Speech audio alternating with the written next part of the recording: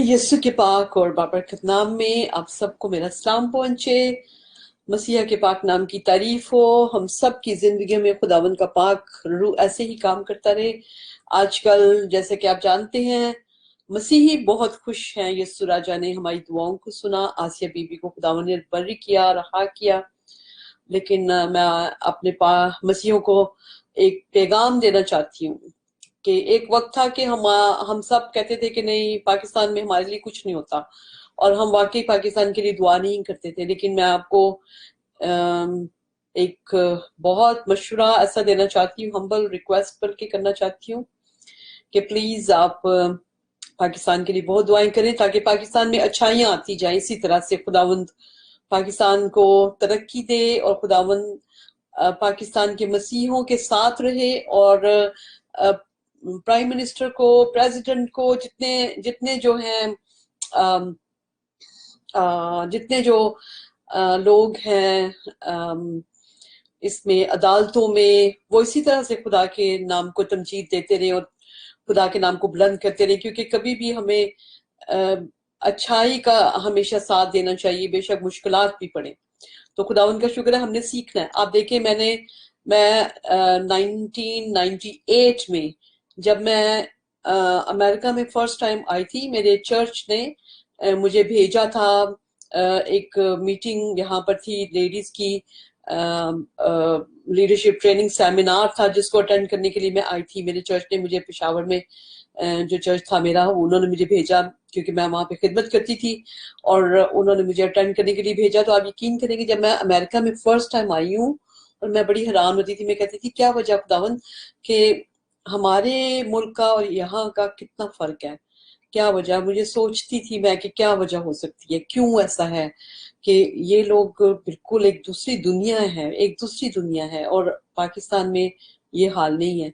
तो मैं जब लोगों से मिली यहाँ पर, आहिस्ता आहिस्ता आपको पता है, इंटरेक्शन आपका होता है लोगों के साथ, आपको पता चलता है कि यहाँ के लोग बहुत दिल के अच्छे। बेशक ये लोग जो हैं, ये भाई खुदा को नहीं इतना मानते, इस तरह से नहीं है जिस तरह से दुआएं करना और ये सारा कुछ। लेकिन सबसे बड़ी जो बात है वो ये है कि इनके मुल्कों के जो आइन है ना, वो बाइबल मुकद्दस के मुताबिक बने हुए हैं। बाइबल के मुताबिक मुल्क के आइन, और मुल्क के आइन जब बाइबल के मुताबिक बने हुए हैं ना, तो वो फिर लोग बाइबल के मुताबिक ना जानते हुए भी बाइबल के मुताबिक चल रहे होते हैं। ठीक है, यहाँ पर कभी किसी को कोई हर्ट नहीं करता। कभी आप 9/11 के बाद थोड़ा सा जो था ना, थोड़ा सा डिफरेंट हो गया था। लेकिन पहले जब मैं आई फर्स्ट टाइम, तो मैं देखती थी कि जब हम लोग फुटपाथ पे भी चल रहे होते थे ना, फुटपाथ पे, तो जो भी आपके पास से गुजरता था, आपको गुड मॉर्निंग करके स्माइल दे के चलता था। लेकिन 9/11 के बाद बहुत डिफरेंट हुआ। हमें जो पाकिस्तानी लुक हम देते हैं ना, तो वो ये हमें इसी लुक से देखते थे कि जैसे हम लोग टेररिस्ट हैं। बिकॉज जो अमेरिकन कौम है, ये नहीं चेक करती कि कोई क्रिश्चियन भी होगा, क्रिश्चियन को नहीं, ये सबको एक जैसा लेते हैं। लेकिन ये बहुत ही ज्यादा एक दूसरे का ख्याल रखते हैं। यहाँ पर अगर कोई डॉग या कोई कैट अगर किसी तरह की मुश्किल में है ना, या वो गिर गई है किसी जो उसमें, तो वहां इसको रेस्क्यू ऐसे किया जाता है कि जैसे आदमी को किया जाता है। और इतना ज्यादा रिस्पेक्ट दी जाती है एनिमल्स को भी ऐसे जैसे कि बिल्कुल एक इंसान की जान को प्यार किया जाता है। यहाँ पे ऐसा है, कभी भी कोई किसी को हर्ट नहीं करता, और हमेशा एक दूसरे के लिए अच्छा। और आप बहुत ही यहाँ पर अच्छा महसूस करते हैं जब लोगों में चलते हैं। जबकि हमारे यहाँ पाकिस्तान में आपको देखा ना कि पाकिस्तान में ये होता है कि लोग घर तक लड़ने भी आ जाते हैं। यहाँ पे तो ये रिवाज ही नहीं है, एक दूसरे के घरों में जाना के रिवाज ही नहीं है। बहुत लोग तो चर्चेज में मिलेंगे एक दूसरे से, और वैसे अगर कोई मीटिंग्स हो जाती है तो मिलते हैं, लेकिन इतना ज्यादा जिस तरह से हमारे यहाँ है। अभी मैं जब हम आर्मी में थे, तो हमारी एक कर्नल की मिसेज, उनके घर में एक गेस्ट आई हुई थी, उनकी रिश्तेदार थी। तो उन्होंने कहा कि मैं उन्होंने मतलब बड़े खुल्लम खुला कहा, कहते हम रह के आए हैं अमेरिका में, हम हैरान होते हैं कि हमारे तो अगर किसी को कह दोगे ना आपके आप हमारे घर में अभी ना आए, हम अभी कोई बिजी है, तो कहते लोग बुरा ही नहीं मनाते, लेकिन कहते कि हाँ, अगर हम पाकिस्तान में किसी को कह देंगे हमारे घर ना आए तो एक बहुत बड़ा तूफान उठ जाता है। तो मैं आपको ये बताना चाहती हूँ कि आपकी दुआओं से पाकिस्तान भी ऐसा बन सकता है। पाकिस्तान में खुदावंद का शुक्र है, प्राइम मिनिस्टर अच्छी जो अभी आई है हुकूमत, आप लोग इनके लिए अब दुआ करें। अब आपका फर्ज बनता है आप इनके लिए दुआ करें, आप इनको खुदावन की हुजूरी में रोज पेश करें कि खुदावन तो डेली प्यारी यीशु राजा इनके साथ हो, इनकी प्रोटेक्शन के लिए दुआ करें। खुदावन ऐसे जो लीडर्स हैं इनकी प्रोटेक्शन तो अपने यीशु नाम से कर, और खुदावन तो इनको अपने अपने पाक फरिश्तगान का पहरा लगा, और खुदावन अदालतों में जो जजेस बैठे हैं जिन्होंने इतना अच्छा फैसला किया, जिन्होंने कोई तरफदारी नहीं की बल्कि सही फैसला किया है, और उनको खुदावन तो अपने पाक खून की लपेट में रख। खुदावन तो सबको, और जितने मुंतशर जितना ये जो फसाद फैला रहे हैं सबके ऊपर यीशु का लहू लगाए, और इन सारी बदरूहों को जो इनके अंदर काम कर रही है इब्लीस की गंदी बदरूहें, ताकि वो जल तो हमेशा के लिए ये लड़ाई झगड़े की बदरूहें जो है वो खत्म हो जाए यीशु के नाम से, और हमेशा के लिए खुदा पाकिस्तान एक अच्छा मुल्क बने, और ऐसा मुल्क जिसकी एक मिसाल हो। आप अगर ये दुआ करेंगे तो ये बन जाएगा, ठीक है। और मैं आपको एक सिंगापुर के पास्टर हमारे पास आए हुए थे, सिंगापुर के पास्टर साहब, हमारी पेशावर में ही पोस्टिंग थी, और उन्होंने बहुत अच्छा एक हमें मशवरा दिया था। उस वक्त उन्होंने कहा था कि आप लोग दुआ करें कि आपके जो है जो आपकी लीडरशिप है, मुल्क की लीडरशिप, इसके अंदर बहुत से क्रिश्चियन लोग जो हैं वो आए। उन्होंने कहा कि ये दुआ करें कि क्रिश्चियन लोग इसमें आए, ताकि ताकि जिस वक्त आपके कहते हैं सिंगापुर में भी हमारा जो आइन है, हमारी हुकूमत का जो आइन है वो इसके ऊपर बना हुआ है, खुदावन के कलाम के ऊपर, बाइबल मुकद्दस के ऊपर। तो उन्होंने कहा कि इस वजह से हमारे सिंगापुर की जो पूरी वो है वो बहुत अच्छी चल रही है। हमारे सिंगापुर की जो हुकूमत है बहुत अच्छा काम करी, कभी ऐसा खराबी नहीं हुई। और आपको याद होगा अगर दो तीन मेरी मैसेजेस पहले मैंने एक मैसेज में बताया था आपको कि मैं हमारी पेशावर में पोस्टिंग थी, और जब हम लोग अपने बच्चों के एडमिशन्स कराने के लिए गए, तो एडमिशन्स कराने के लिए जब हम गए तो वहां पर मैंने देखा कि जो प्रिंसिपल से हमारी बात हुई लेडी थी, तो मैंने उनके साथ जब बात करके वापस आ गए हम, तो मैं अपने हस्बैंड को मैंने कहा मुझे लगता है कि ये क्रिश्चियन है, क्योंकि घर इतना डिसिप्लिन था, स्कूल के अंदर इतना डिसिप्लिन था, और उनकी बात करने का तरीका, उनका हर चीज बहुत अच्छा लगता था कि ये डिफरेंट। मैंने आपको उस दिन मैं कलाम सुना रही थी कि जो क्रिश्चियन है वो अपने अपने पहचाने जाते हैं, अपने रवैयों से पहचाने जाते हैं। और आप अगर अपने रवैये से नहीं पहचाने जाते कि आप क्रिश्चियन हैं, तो आप इसका मतलब है कि आप कामयाब नहीं है अभी तक, ठीक है। आपको देख के कोई कहे कि आप क्रिश्चियन है, आपकी बातों को, आपके अंदर बिहेवियर्स को देख के। तो मैंने अपने हस्बैंड से ये कहा, तो उन्होंने कहा कि नहीं, मेरा ख्याल में हो नहीं सकता, क्योंकि आर्मी का स्कूल है तो इसमें क्रिश्चियन को नहीं लेंगे, मेरा ख्याल है, वो यूं कहते। उन्होंने कहा, तो मैंने कहा नहीं, मुझे लग रहा है कि जो भी है ना, मैं बहुत परेशान, ऐसे जैसे मेरे मेरे अंदर कुछ था, और मैं बार बार ना सोचती जा रही थी कैसे पता करूं, क्योंकि अभी हम नए आए गए थे, किसी का हमें पता ही नहीं था वहां पे इतने लोगों का। फिर हमने बाय चांस ही, मैं शाम का टाइम था, तो मैंने अपने घर में एक पेपर देखा, जो कि बच्चों को पेपर्स आते हैं वो जो जिसके ऊपर साइन होते हैं उनके प्रिंसिपल के, तो प्रिंसिपल के साइन में वो क्रिश्चियन नेम था, लड़की औरत का ना। तो मैं आपको ये बताना चाहती हूँ कि मसीही डिफरेंट होते हैं, मसीही जो होते हैं वो डिफरेंट होते हैं। आपने अपने रहन सहन में, आपकी बातचीत में, आपकी सारी बातों में पता चलना चाहिए कि आप मसीही हैं, ठीक है। और बहुत दिल के साथ खुदावन यीशु मसीह से प्लीज अब आप दुआ करें कि जरूर खुदावन यीशु राजा हर एक के साथ हो, आपकी हिफाजत सबकी करे, आपकी निगहबानी सबकी करे, और पाकिस्तान को खुदावंद और ज्यादा तरक्की की तरफ, और इंडिया के लिए भी दुआ करें, क्योंकि इंडिया में भी खुदावंद अपना बहुत जलाल जाहिर कर रहा है, लेकिन इसके साथ साथ इब्लीस भी काम कर रहा है। दूसरे मुल्कों में मैंने आपको उस दिन मैसेज में कहा था कि आपकी जो दुआएं हैं वो आपके घर से शुरू होनी चाहिए, आपके गली के अंदर। गली के लिए दुआ करें, मेरा मतलब है जो आपके लोग हैं जिनको आपके नेबर्स कहा जाता है, वो उनके लिए दुआ करें। फिर उसके बाद अपने फ्रेंड्स के लिए दुआ करें, अपने रिश्तेदारों के लिए दुआ करें, आपके सिटी के लिए दुआ करें, सिटी से अपने कंट्री के लिए, और कंट्री के बाद आपके कंट्रीज के लिए दुआ करें, सारे कंट्रीज के लिए। आपकी दुआएं महदूद नहीं होनी चाहिए, ठीक है। तो खुदावंद आप सबको बहुत बरकत दे। आज हम कलाम मुकद्दस में एक और तमसील में से सीखेंगे, जो कि यीशु ने, मैंने आपको पहले भी बताया कि यीशु जो थे वो तमसीलों में आए, अपना जो रूहानी पॉइंट होता था, रूहानी पॉइंट समझाने के लिए तमसीलों का, यानी कि पैराबल्स का इस्तेमाल करते थे यीशु।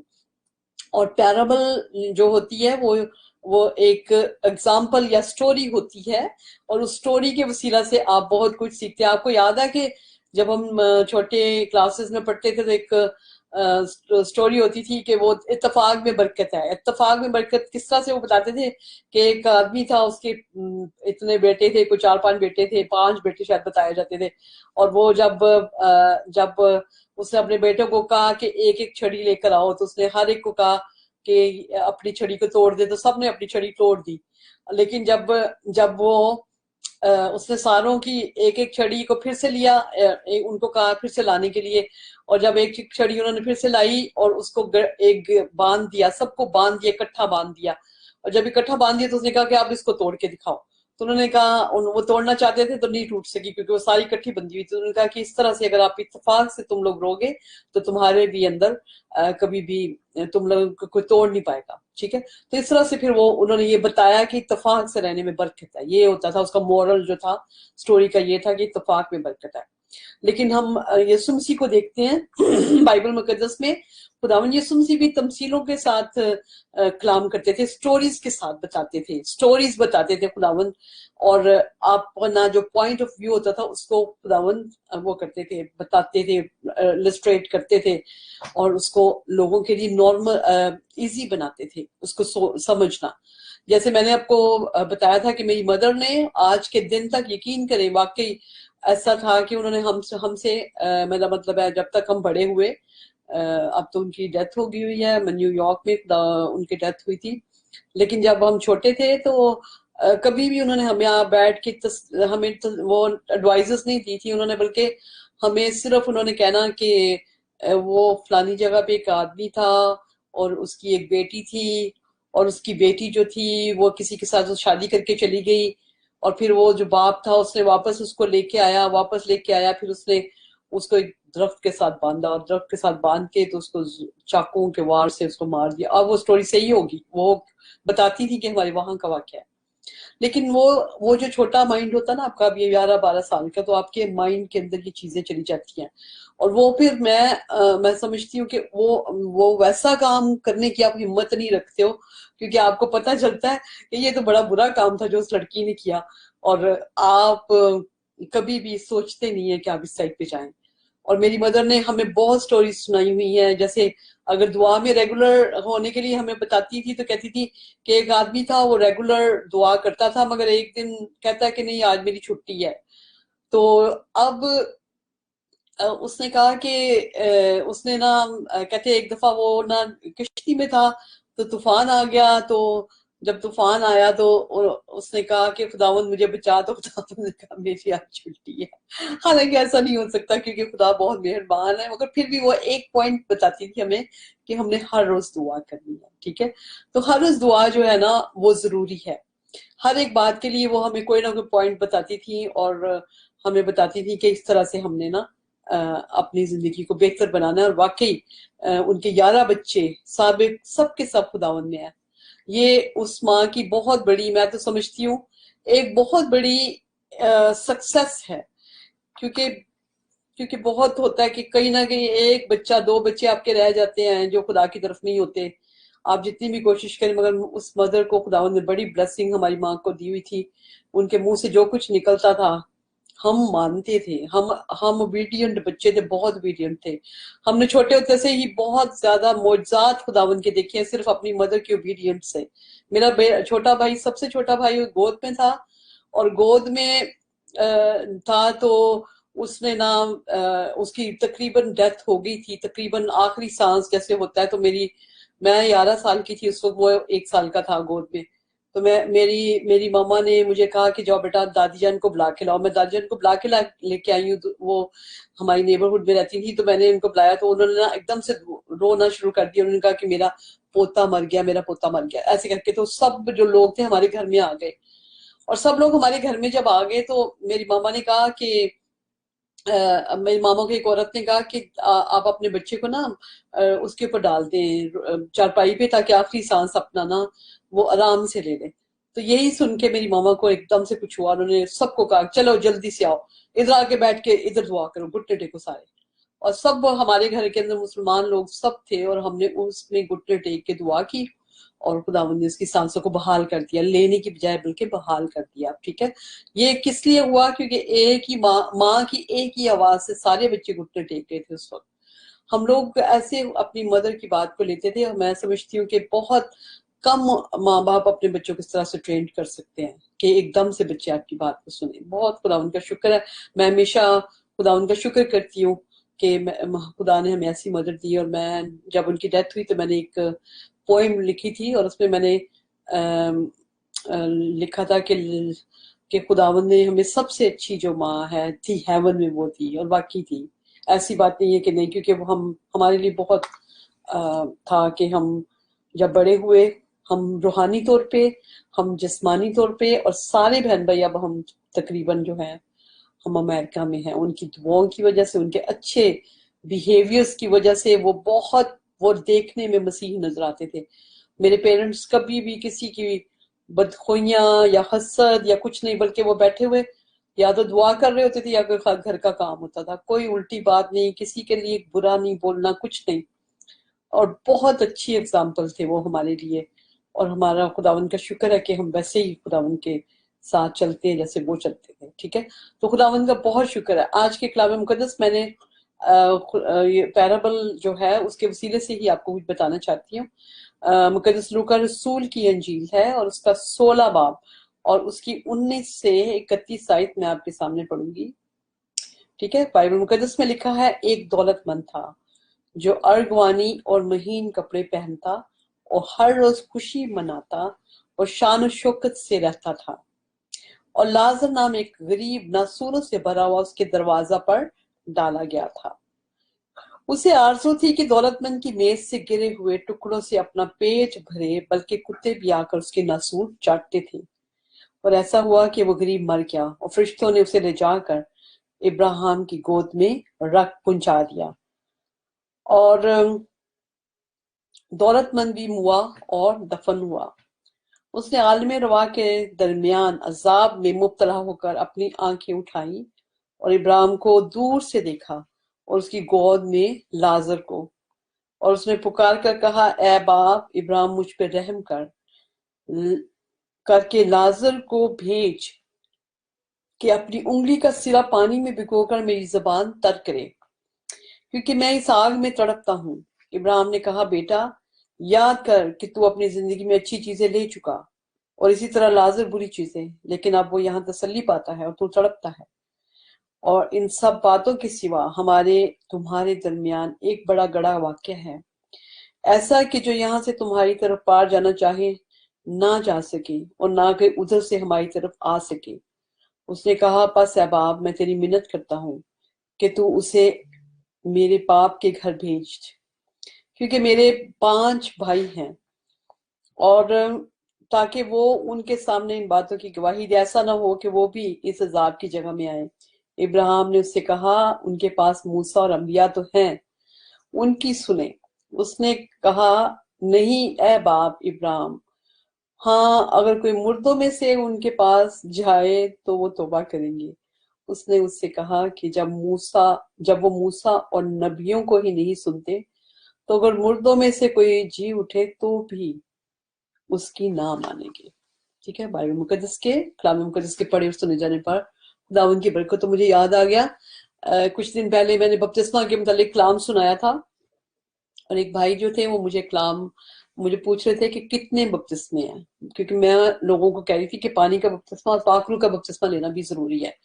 तो मुझे उन्होंने क्वेश्चन बार बार किया कि कितने बपतिस्मे हैं, तो मैंने कहा कि मैं अपने मुंह से नहीं आपको बताती, मैं बाइबल मुकद्दस में से यीशु के मुंह से आपको बता देती हूँ। और मैंने उनको रसूलों के अमाल उसका पहला बाप और उसकी जो है ना कौन सी आयत है, चौथी पांचवी आयत है, तो मैंने उनको उसमें से बता दिया। मैंने कहा देखिए लिखा हुआ यीशु ने कहा था कि यूहन्ना ने तुम्हें पानी से बपतिस्मा दिया था, अब तुम रूह कुछ से बपतिस्मा पाओगे।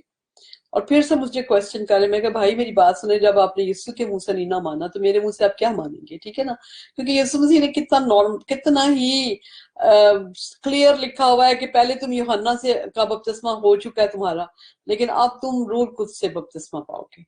तो दो, ये नहीं कहता था बपतिस्मे जो है ना ये दो है। मैंने कहा वो देखिए यीशु कह रहे हैं कि पहले पानी का था, अब रूह कुदस का बपतिस्मा उसको कहा गया है, जब उन्होंने गैर ज़बानें बोली है। तो मैंने कहा इसका मतलब है, लेकिन ये देखें बात ये होती है कि जो खुदा के कलाम को मानते हैं, जो खुदा के कलाम के लिए अपने मुंह को खोलते हैं, अपने दिलों को खोलते हैं, बस उनके साथ खुदा काम कर सकता है। लेकिन जो अपनी बात पे अटके रहते हैं ना, वो उनके साथ खुदा का काम नहीं हो सकता। मैं इस तमसील के वसीले से आपको बताना चाहती हूँ कि अमीर होना इतना बुरी बात नहीं है। अमीर होना बड़ी बरकत की बात होती है। हमारे यहाँ बहुत से क्रिश्चियन ये समझते हैं कि अमीर नहीं होना चाहिए, लेकिन बाइबल मुकद्दस हमें अमीर होने के तरीके भी बताती है। मैंने एक कलाम सुनाया था और खुदावंद का शुक्र है उस कलाम को तकरीबन 28,000 लोगों ने देखा, लेकिन उसमें मैंने यही बताया था कि ये एक बिजनेस है कि आप अपने आप को कैसे अमीर कर सकते हैं, और खुदावंद के पैसा ना खाकर जो खुदा हमें देता है उसमें से 10वां हिस्सा ना निकाल कर, जब आप खुदा का हिस्सा निकालते हैं, 10 हिस्सा निकालते हैं, 10वां हिस्सा खुदा का निकालते हैं, और कई लोग तो बरकत पाते हैं तो फिर वो ज्यादा निकालते हैं। तो मैंने इस तरह से लोगों को कहा था, और कुछ लोगों ने मुझे जो दिए थे कमेंट्स दिए थे, उन्होंने कहा था कि नहीं अमीर नहीं होना चाहिए, अमीर होना चाहिए, लेकिन ये नहीं, इस आदमी की तरह नहीं होना चाहिए जिस तरह से ये आदमी था, अमीर आदमी। ये बहुत अमीर था, ये बड़े महीन कपड़े भी पहनता था, रोज खुशी बनाता था। लेकिन ये क्या करता था, लाजर नामी एक आदमी को इसके इसके दरवाजे पे रखा गया था, और दरवाजे पे रखा गया था, और ये इतना भी नहीं था करता कि जो टुकड़े बचते हैं वो ही उसको खिला दे। हालांकि हम लोगों को जो कि हम हर रोज खाते पीते हैं, अमीर आदमी बहुत ज्यादा होना जरूरी नहीं है, लेकिन इतना कि आप अपने घर में से जितनी भी आपकी आपके होती है, रोटी पकती है, जितनी भी आपके खाना पकता है, या कोई किसी भी गरीब को अगर आप देंगे, तो देखिए आपका वो हाल नहीं होगा जो कि अमीर आदमी का फिर हुआ, जो मैंने आपके सामने अभी पढ़ा। ठीक है, अब ये था कि उसको रखा गया था, लाजर को उसके उसके दरवाजे पे डाला गया था कि वहां के टुकड़े बचे, और ये खाए, तो वो नहीं था देता और उसकी केयर नहीं था करता। हालांकि वो अमीर आदमी था, अमीर आदमी उसको डॉक्टर के पास भी पहुंचा सकता था, जिस तरह से यीशु मसीह ने एक अच्छा पड़ोसी की मिसाल दी है। और सारे जो थे वो प्रीस्ट भी वहां से गुजर गए और सबको गुजर गए, लेकिन जब एक सामरी आया तो उसने उसको बिठाया और उसको लेके गया और दवाई दी और पैसे दिए, और जो सराय का मालिक था उसको कहा कि मैं और भी आके तुझे दूंगा। तो मैं आपको ये बताना चाहती हूँ कि हमारा रवैया ये होना चाहिए, हमें ये करना चाहिए कि हम हमेशा मदद करने के लिए तैयार है। बेशक हमारे पास कम होते हैं, बेशक मुझे पता है हम बहुत भी अमीर हो ना, तो हमारी जरूरतें ऐसी होती कि हमारी, लेकिन फिर भी अपनी जरूरतों में से एक हिस्सा जरूर गरीब लोगों का रखा करें। अगर आप अमीर होना चाहते हैं, अगर आप अमीर नहीं होना चाहते तो आपकी मर्जी है, फिर आप अपने पैसों को संभाल के रखा करें और उसी मिला करें, लेकिन जितना ज्यादा, क्योंकि बाइबल मुकद्दस में अगर आपने देखा हो तो बाइबल मुकद्दस में लिखा हुआ है कि जो मस्कीनों को देता, खुदा कहता है वो मुझे कर्ज देता है, वो मुझे कर्ज देता है। और बताएं किसको कर्ज दे रहा है? खुदा को। तो क्या खुदा आपका कर्ज संभाल के रख लेगा? ऐसा नहीं होगा। खुदा जो है वो आपको वापस देगा, खुदा वापस देता है, खुदा अपने आपको बरकतों के साथ वापस देता है। जो आप खुदा को देते हैं, खुदा उसको बरकतों से भर के आपको वापस देता है। सिर्फ आपको निकालने की जरूरत, आप देखना चाहता है खुदा कि क्या उसके लिए या उसके कलाम के में जो लिखा है उसको आप मानते हैं। ठीक है, हमारे अभी क्रिश्चियंस का खास तौर पे ये बहुत रवैया है कि हम समझते हैं कि नहीं, हाँ देना दूना कोई इतनी अच्छी बात नहीं है। हम लोग किस तरह करते हैं कि हम लोग बहुत कम गरीबों को भी देते हैं, फकीर आए कभी हम नहीं देते, हम नहीं देना पसंद करते। हम क्या कहते हैं कि हम तो आगे ही गरीब है, हम गरीब है, क्योंकि हम अपनी वजह से गरीब है। हम जब देते नहीं ना, जब हमारा देने वाला दिल नहीं है, तो फिर हम गरीब ही रहते हैं। ठीक है, तो ये जो अमीर आदमी था, ये भी ऐसा ही था, ये नहीं था गरीबों को देता। मैं आपको एक स्टोरी सुनाना चाहती हूँ। स्टोरी में ही स्टोरी एक खुदावंद ने मुझे दे दी, जिसमें आपको मैं बताना चाहती हूँ कि जरूरी ना समझा करें कि बैगर अगर आपके घर के दरवाजे पे खड़ा है तो वो बैगर ही है। वो खुदा भी हो सक खुदा का फरिश्ता भी हो सकता है। या एक औरत की कहानी है, जो कि औरत बहुत ज्यादा यीशु को प्यार करती थी। वो यीशु को बहुत प्यार करती थी और यीशु को कहती थी कि खुदावंद मैं आपको देखना चाहती हूँ, खुदावंद मेरा दिल करता है मैं आपको देखूं। हर वक्त वो दुआ करती थी यीशु से। तो यीशु ने एक दफा आके उसको कहा, उसके उसके ख्वाब में, कि मैं आज तेरे घर आऊंगा। तो वो बड़ी उसने तैयारियां की, उसने बड़ी खाने शाने बनाए, उसने हर एक जगह से मतलब लाइक डेकोरेशंस की और खाने अच्छे से बना के, जिस टाइम पे खुदावंद ने उसको कहा था, तो बैठ के इंतजार करने लगी कि यीशु आए, यीशु आए, क्योंकि यीशु ने मुझसे वादा किया। उसको पूरा ईमान था कि यीशु आएंगे। अब वो बहुत देर तक इंतजार करती रही। तो एक दरवाजे पे नॉक हुआ। जब नॉक हुआ तो भागी हुई गई एकदम से, अच्छा कोई आया है, कोई आया है। तो जब उसने देखा तो एक फकीर खड़ा था। फकीर खड़ा था, तो फकीर को उसने डांट दिया। उसने कहा कि चले जाओ, इस वक्त मैं बहुत टेंशन में हूँ, मेरा घर में बहुत बड़ा मेहमान आने वाला है, और मुझे तंग ना करो, चले जाओ यहाँ से, चलो चल। उसको निकाल दिया। ठीक है, अब वो इंतजार करती रही यीशु मसीह का कि यीशु कब आएंगे, यीशु कब आएंगे। जब यीशु की इंतजार में थी, तो बेचारी सो गई, कोई ना आए यीशु। रात को ख्वाब में खुदावंद यीशु ने बताया, यीशु को फिर से उसको मिले, तो यीशु को कहा, यीशु आपने तो मेरे साथ वो दिया था, मुझे कहा था कि मैं आऊंगा तेरे घर में, तो आप तो आए नहीं। मैं सारा दिन इंतजार करती रही, मैंने खाने बनाए, मैंने डेकोरेशंस की, तो आप नहीं आए। तो यीशु ने कहा कि बेटा मैं आया था, तूने मुझे धक्के देके बाहर निकाल दिया था। तो आप कभी भी ना समझे। देखें बाइबल मुकद्दस में इब्रानियों की किताब में क्या लिखा हुआ है कि मुसाफिर परवरी में लगे रहो, ऐसे में बहुतों ने फरिश्तों की खिदमत की। मुसाफिर परवरी का क्या मतलब है कि जो भी मुसाफिर आपको नजर आता है ना, कोई नजर आता है कि कोई भी है, उसको परवरी करो, उसको बड़ा उसको उसकी खिदमत करो। मुसाफिर परवरी में लगे रहो, ऐसे में बहुतों ने फरिश्तों की खिदमत की है, फरिश्तों की। यानी कि आप समझते हैं आप किसी मुसाफिर या किसी बंदे की हेल्प करें, असल में खुदा आपको देख रहा होता है, और अपने फरिश्तों को भेजकर खुदा अपना फरिश्ता भेजा। जैसे यीशु मसीह ने कहा कि मैं आऊंगा, और बैगर को की सूरत में खुदावंद ने देखा कि इसने मुझे निकाल के, मुझे उसने खुदावंद ने कहा कि मुझे तूने धक्के देके। यानी कि अगर यीशु मसीह ने बाइबल में भी कहा हुआ है, अगर अगर तुमने इनके साथ किया तो मेरे साथ किया, अगर तुमने खाना खिलाया तो मुझे खाना खिलाया, अगर तुमने किसी को कैद में जाके देखा तो मुझे देखा। समझ आई मेरी बात की? तो हम लोगों का जो मजहब है ना, जो हमारा रिलीजन है, जिसको हम रिलीजन, हालांकि हम रिलीजन नहीं कहते, हमारा एक रिलेशनशिप है खुदा के साथ। हमारा ये नहीं है कि हम बैठे हुए खुदा की भक्ति कर रहे हैं और बड़े गीत गा रहे हैं, बड़े जबूर गा रहे हैं, ये नहीं है। खुदावन ने तो खुद कहा था कि अगर तू कुर्बान गाह के ऊपर बैठा है, अगर तुझे याद आता है कि तेरा भाई जो है वो तुझसे नाराज है, तो उठ जा और पहले उसको मना। हमें खुदा ने, ये हमारा जो मजहब है, या फिर हमारा जो वो है, खुदा के पीछे जो हम जाते हैं, हम पहले अपने पड़ोसी को प्यार करते हैं, क्योंकि हमें तो बताया ही ये गया है कि खुदावंद अपने खुदा से मोहब्बत रख और अपने पड़ोसी को अपनी मानत प्यार कर। जो पड़ोसी है वो आपका कोई भी हो सकता है। आपका सगा भाई भी आपका पड़ोसी है, सगी बहन भी पड़ोसी है, आपके गली मोहल्ले में जो लोग हैं वो भी पड़ोसी हैं आपके, और आपके जो भी मिलते हैं लोग, ये नहीं सिर्फ कि आपकी जो कॉलोनी के अंदर रहते हैं, आपके जो भी नजदीक रहते हैं, नेबरहुड में जितने भी हैं, वो सिर्फ आपके पड़ोसी, ऐसी बात नहीं है। सब पड़ोसी होते हैं जो भी आपको मिलते हैं। तो हमने सबके साथ अच्छा रहना, जो खुदावंद हम का कलाम मुकद्दस है वो हमें सिखाता है, तो हमने उनके साथ, सबके साथ अच्छा रहना। ठीक है, तो हम लोगों ने बहुत ज्यादा कोशिश करनी है कि हमारे हाथ से निकले, अपने हाथ से निकालें।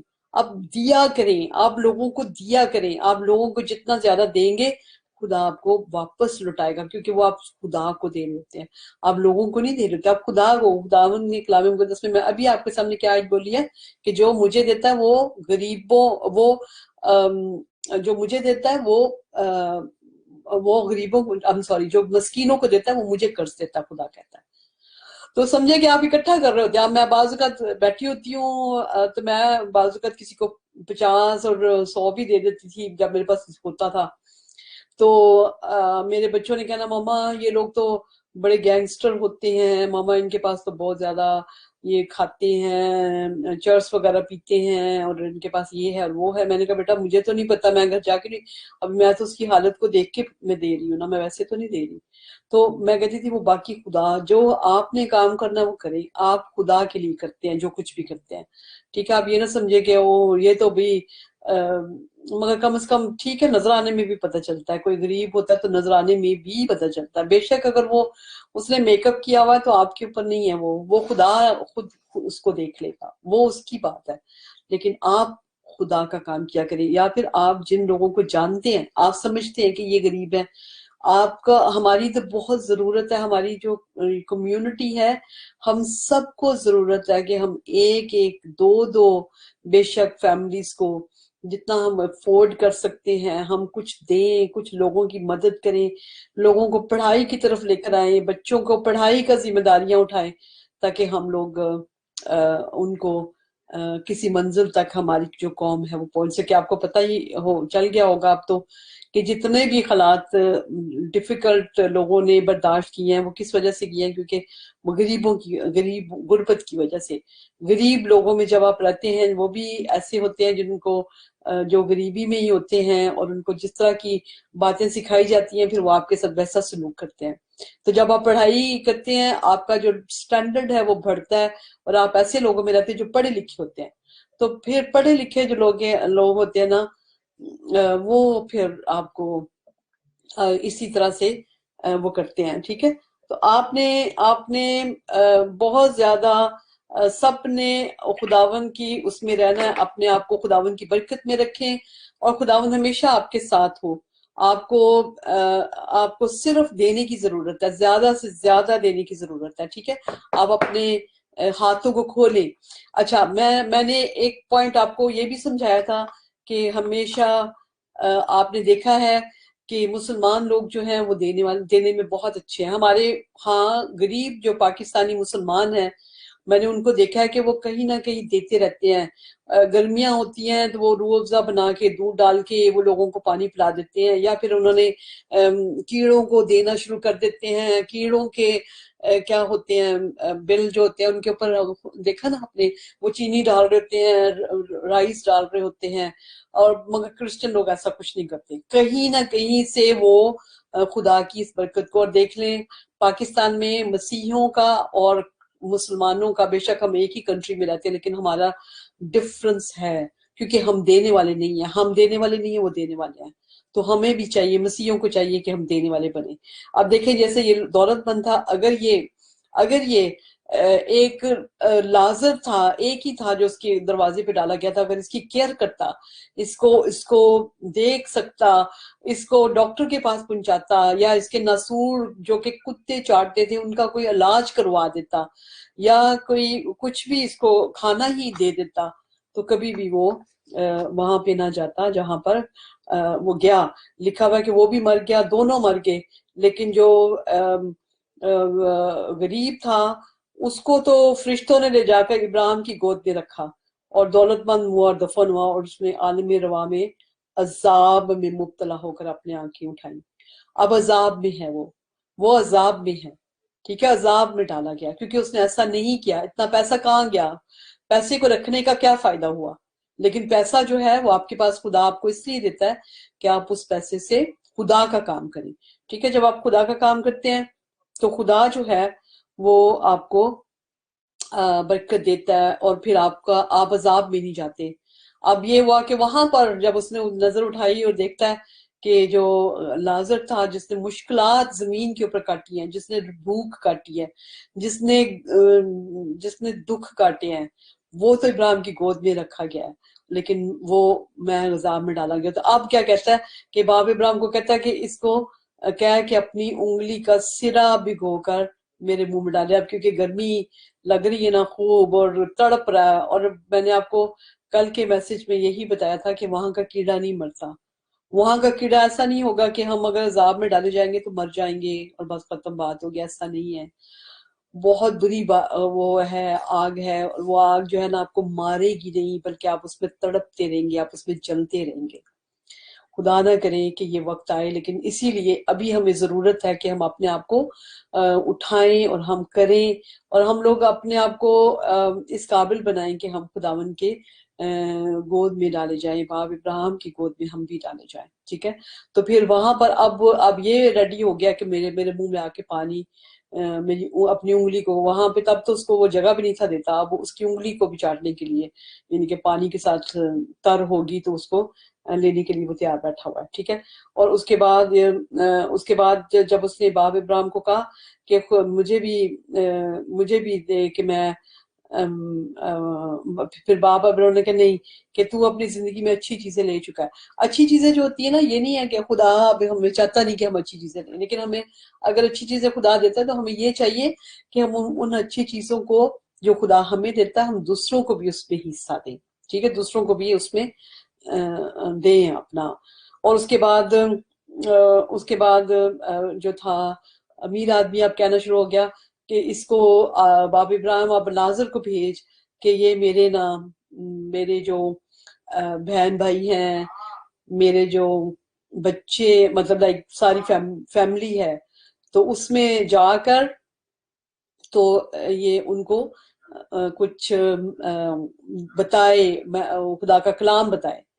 तो उन्होंने कहा कि यीशु, उसका शुक्र है खुदा उनका, कि मैं यही कह रही हूँ कि इस वक्त जब हमारे पास टाइम होता है तो हम देखते नहीं, कलाम को खोलते भी नहीं है, हम देखते भी नहीं कि बाइबल मुकद्दस में क्या लिखा है और हमें करना है। जैसे कल के कलाम में मैंने बहुत सी चीजें बताई थी, मैंने बताया था कि हमें पानी का बपतिस्मा लेना चाहिए, क्योंकि यीशु ने लिया तो हमें पानी का बपतिस्मा लेना चाहिए। हम जो पानी का बपतिस्मा हमने यीशु की तरह नहीं लिया हुआ, क्यों नहीं लिया हुआ बताए? अब आपके पास टाइम है ना, आप देखें।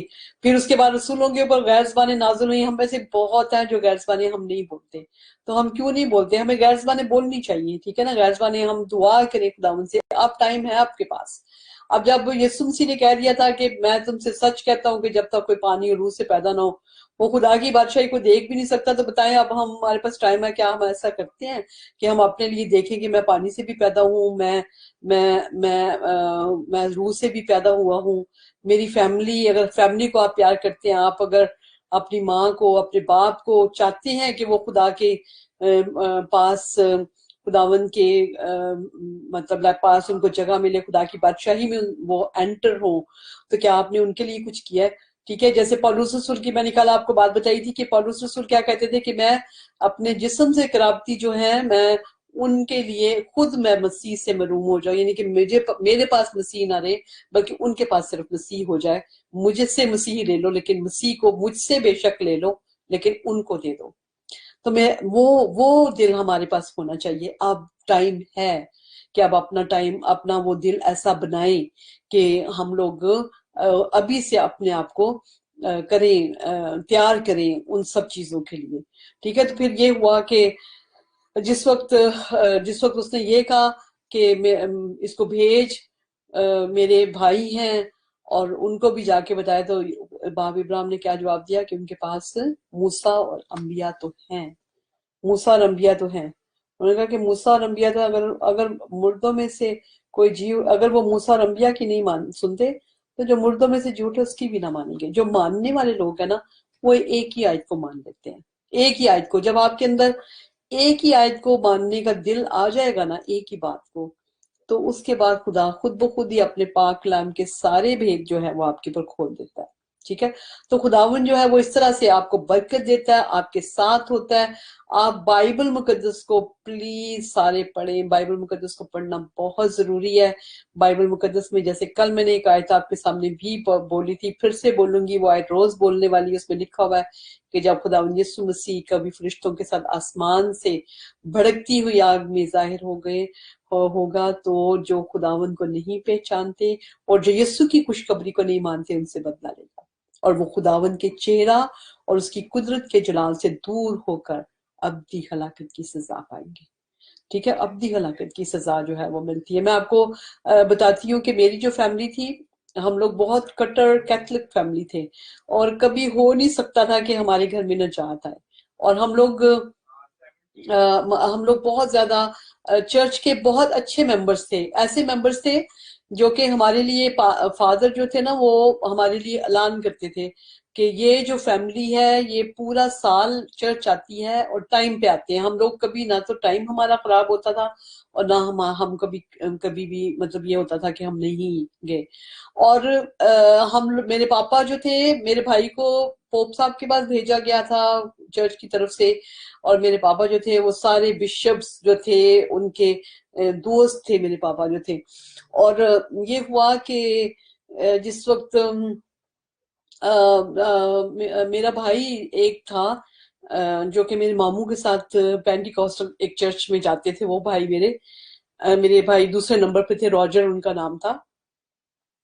तो जब वो वहां पे जाते थे तो एक दिन क्या हुआ कि हमें तो ये था कि मामू के साथ चर्च गए हैं, हमें तो ये होता था। एक दिन ना वो गैर ज़बानी बोलते हुए हमारे घर में आ गए, गैर ज़बानी बोल रहे हैं।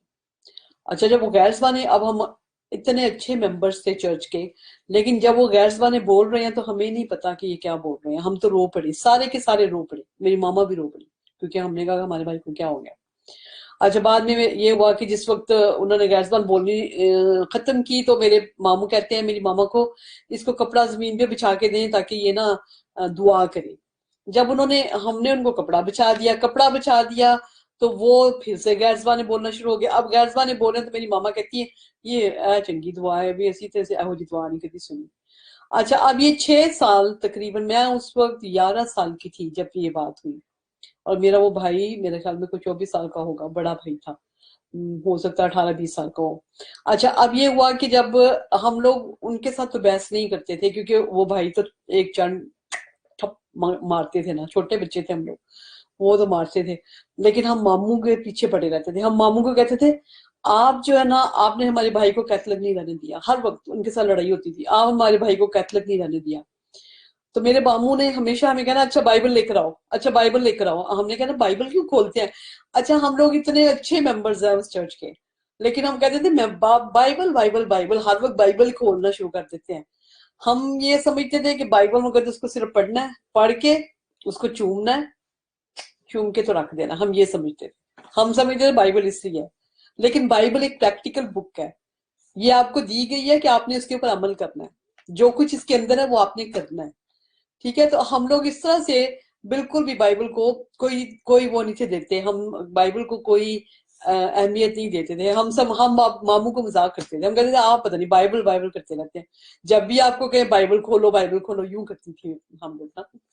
अच्छा, अब ये हुआ कि तकरीबन 6 साल ऐसे गुजर गए तो मेरी मामा जो थी एक दिन वो बैठी हुई बाइबल पढ़ रही थी। मामा मेरी बाइबल जरूर पढ़ती थी, आपको मैंने बताया जैसे पहले भी। तो बाइबल वो पढ़ रही हैं और मैं बैठी अपनी, मेरे एफएससी में मैं आ गई थी उस वक्त तक।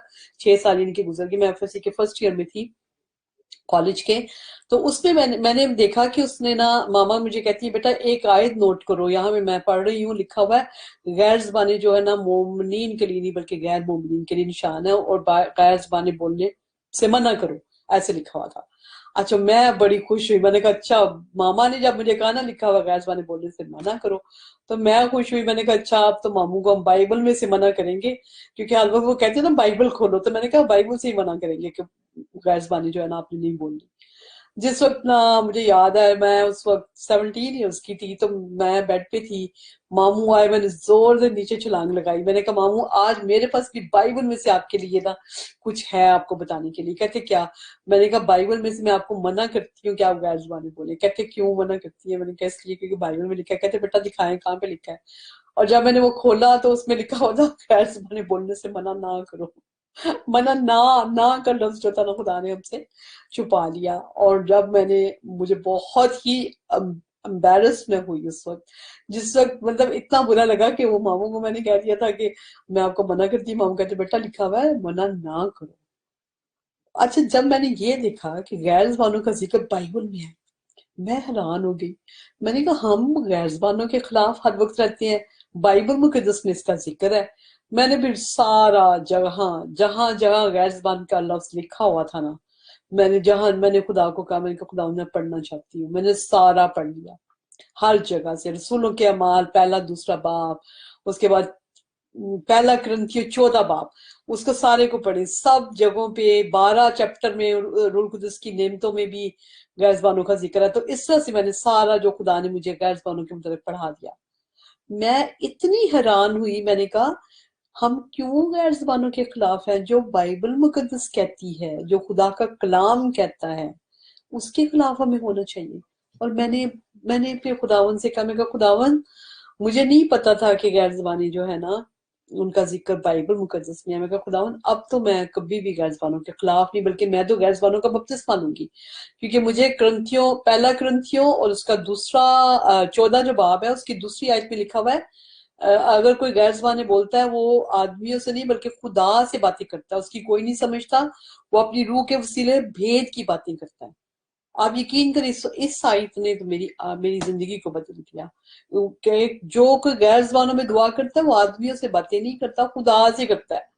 तो खुदा से बातें कौन नहीं करना चाहता? अभी मैं तो करना चाहती थी। मैंने तो उसी वक्त अपने भाई को कहा, मैंने कहा क्या मेरे लिए भी दुआ करें, मैं भी गैर ज़बानें बोलना चाहती हूँ। उस वक्त तक मेरे 2 भाई जो थे वो पाकरू का बपतिस्मा पा चुके थे, और पाकरू का बपतिस्मा उन्होंने पा लिया। तो उन्होंने जब 2 भाइयों ने पा लिया बपतिस्मा, तो मैंने फिर अपने छोटे वाले भाई को कहा, उन्होंने मेरे लिए दुआ की, खुदा उनका शुक्र, मैंने गैर ज़बानें बोली। और फिर खुदा का कलाम मुझे बहुत समझ आना शुरू हो गया, खुदावंद ने खुद मुझे अपना कलाम समझाना शुरू कर दिया। खुदा के कलाम की सारी बातें यीशु ने मुझे खुद, क्योंकि उन दिनों में कोई पास्टर्स नहीं थे इतने ज्यादा, एक ही पास्टर थे जो स्टेशन, और उस चर्च में मैं कभी जा नहीं सकती थी। एक दफा मैं सिर्फ गई उस चर्च में किसी के साथ, लेकिन वो मेरे से कोई ऐसा नहीं था सिस्टम के मैं हर जाऊं, महीने हर संडे जाऊं। लेकिन यीशु ने मुझे अपना सारा कलाम खुद समझाया, ठीक है। और जब मैं सारे हम लोग जब मैं खुदावन में आ गई, मुझे कैथलिक चर्च में ही जाना पड़ता था, मैं दुआ करती थी वहां पे बैठ के। और मैंने एक दफा मैंने फिर वहां से मैं अपने माँ बाप के लिए, बहन भाइयों के लिए मैं दुआ करना शुरू हो गई। मैंने कहा खुदावन, मैं चाहती हूँ कि हम गैर ज़बानें बोले, हम सब गैर ज़बानें, हम सब पानी का बपतिस्मा यीशु जैसे लिया है। मैं आपको इसलिए ये बता रही हूँ कि आप भी ऐसा कर सकते हैं। हो सकता है आपके घर में भी ऐसे लोग हो जो ना मानते हो, उनके लिए दुआ करें।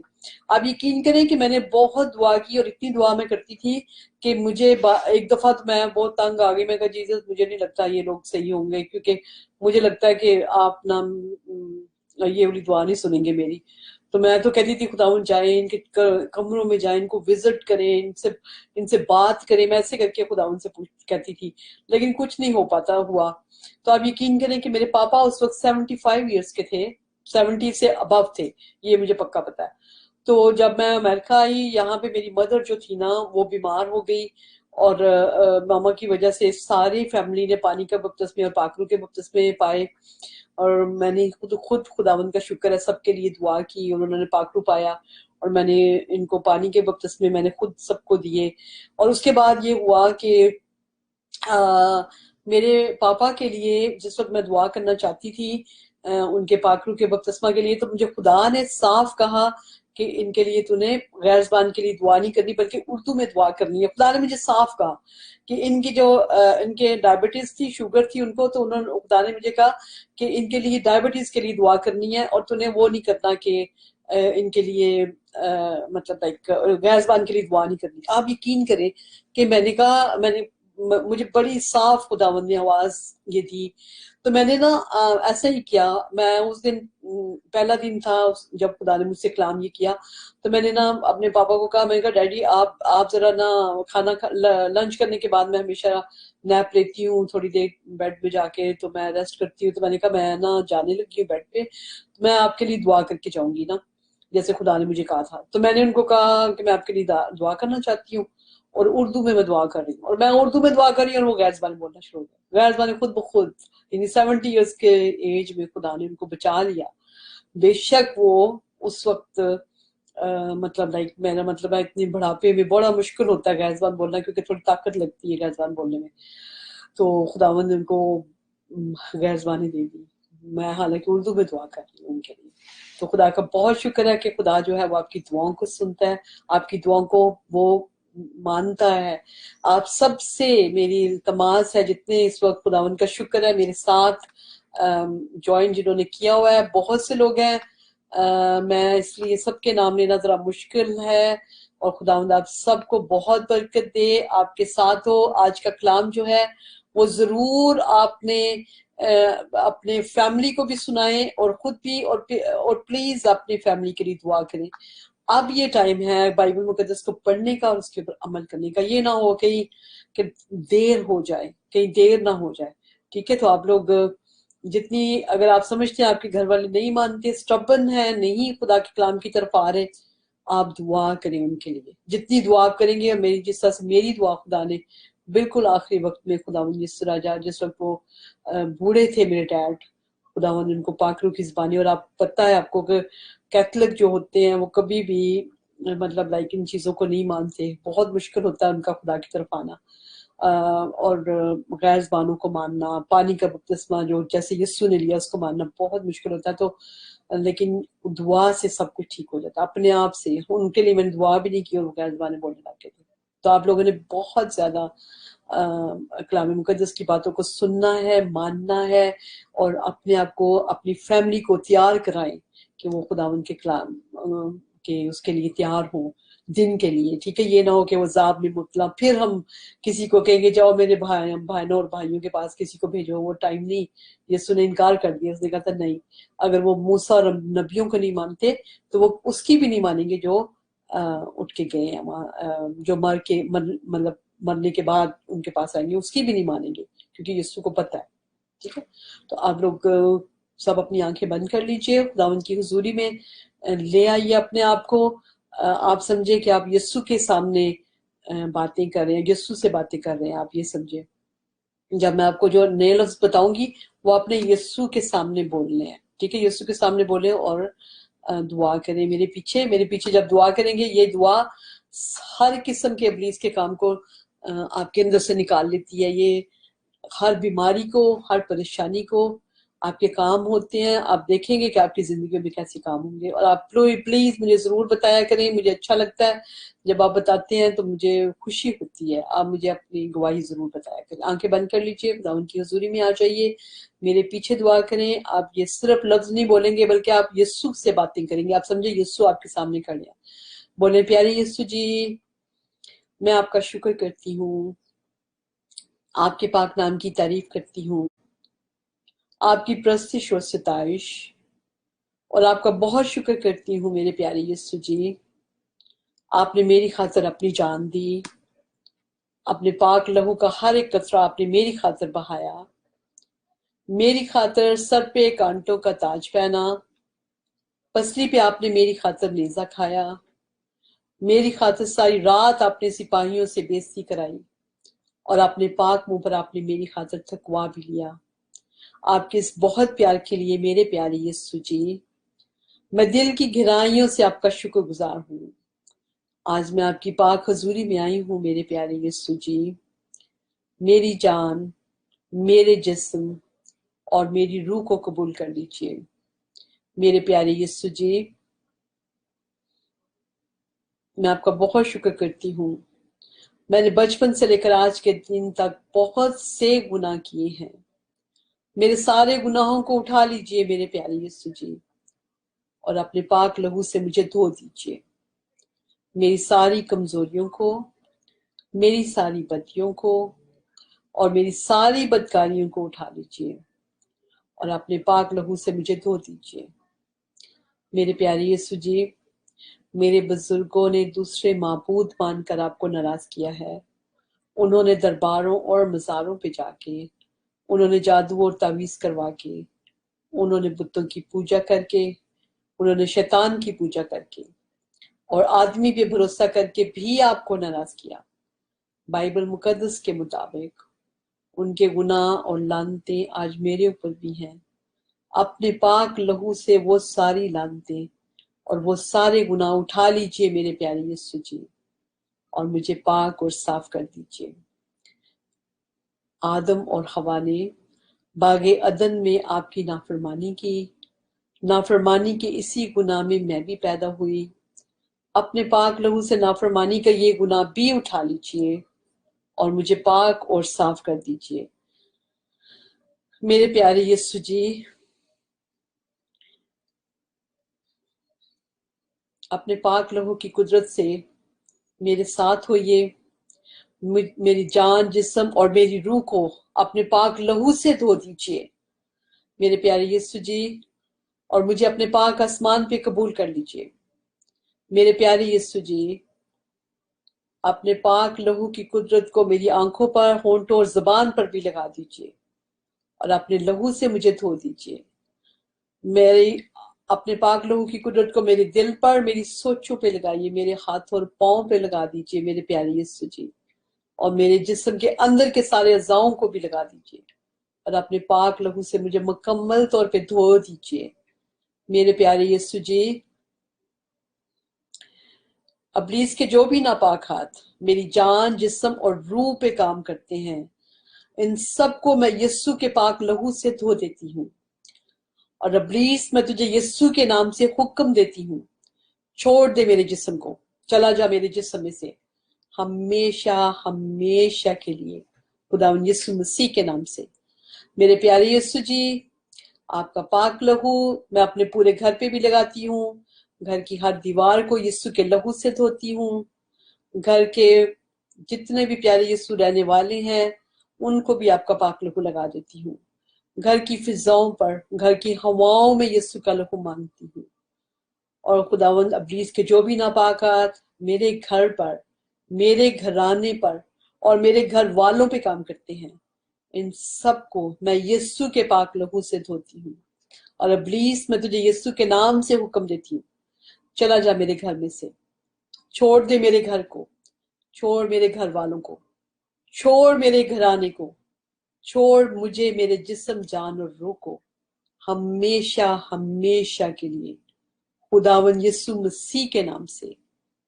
मेरे प्यारे यीशु जी, आपको मैं अपना निजात दहिंदा, अपना खालिक, अपना मालिक, अपना आका, अपना बुजुर्ग, सबसे प्यारा दोस्त मानती हूँ। आप मेरे अच्छा चरवाहा हैं प्यारे यीशु जी।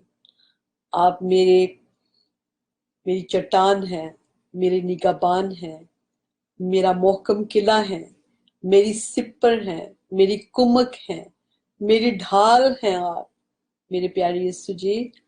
मैं आपका शुक्र करती हूँ। आप बाइबल मुकद्दस के मुताबिक मेरे बड़े भाई हैं, क्योंकि बाइबल मुकद्दस में लिखा है वो हमें बहन और भाई कहने से नहीं शर्माता। और खुदावंद, जब आप हमें बहन और भाई कहने से नहीं शर्माते तो हम भी आपके छोटे बहन भाई हैं। खुदावंद, आप मेरे दोस्त हैं, सबसे प्यारे दोस्त आप हैं, मेरे बुजुर्ग आप हैं, मेरा हर एक रिश्ता जो है वो आप हैं, सबसे प्यारे आप हैं प्यारी यीशु जी। मेरी जिंदगी में आ जाइए, मेरा दिल आपके लिए खुला है, मेरे दिल के अंदर आइए और दिल के अंदर आकर सुकूनत कीजिए। मेरे घर के सारे दरवाजे यीशु जी आपके लिए खुले हैं। मेरे घर के अंदर भी आ जाइए, मेरे घर के अंदर आकर मेरे साथ उठिए बैठिए, मेरे साथ खाना भी खाइए और मेरे साथ चलिए फिरिए। मैं आपकी बहुत शुक्रगुजार हूँ मेरे प्यारे यीशु जी, और ये सब कुछ आपके मीठे, आपके जलाली, आपके कदूस नाम से मांग लेती हूँ और पा लेती हूँ। आमीन, आमीन, आमीन। खुदावंद आप सबको बहुत बरकत दे। आपने इसी तरह से अपनी फिर से आंखें बंद कर लें और अपने हाथों को आप खुदा की तरफ, आसमान की तरफ बढ़ाकर आसमान पे खुदा के तख्त के सामने चले जाएं। खुदा अपने तख्त पे बैठा है और वहां पर करोड़ों फरिश्ते हैं जो खुदा को हालेलुया हर वक्त बोल रहे हैं। हालेलुया हालेलुया बोलेंगे, माइंड में आप खुदा से पाखरू मांगिए, खुदा आपको गैर ज़बानी देगा, गैर ज़बानी। ठीक है, जब आप ये दुआ करते हैं आप अच्छा महसूस करते हैं, आप हल्का महसूस करते हैं। ठीक है, हल्का इसलिए महसूस करते हैं कि सारे गुनाह यीशु ने आपने पाक लहू से आपके धो दिए हैं। आपके जिस्म में जो भी बीमारियां, जो भी परेशानियां आपके घर में, हर तरफ से खुदा जो है, मुझे बहुत सी गवाहियां मिलती हैं। खुदा उनके शुक्र है जब मैं ये दुआ लोगों के साथ करती हूँ तो खुदा आप सबको बहुत बरकत दे। आप सबका बहुत शुक्रिया जिन्होंने ज्वाइन किया मुझे। इतने सब के लिए मैं दुआ गो हूँ आपके लिए, आपकी फैमिलीज के लिए।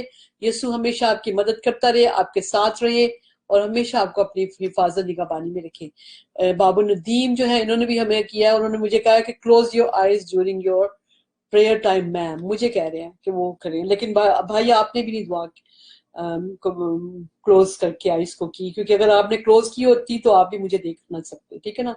तो ये बात है कि जब आप खुद कुछ किसी को समझाना चाहते हैं तो आप किसी को समझाने से पहले वो काम आप खुद करते हैं। खुदावंद आपको बहुत बरकत दे, हमेशा आपके साथ रहे, हमेशा खुदावंद के कलाम की बढ़ोतरी के लिए बात किया करें। आप लोग खुदावंद के लोग हैं, जो खुदावंद के लोग होते हैं वो कभी भी खुदावंद के काम को खराब करने की कोशिश नहीं करते। मसीह यीशु आपको हमेशा बरकत दे, आपको अपने पाक पुरों के साए में हमेशा महफूज रखे, यीशु मसीह के नाम से। आमीन, आमीन, आमीन।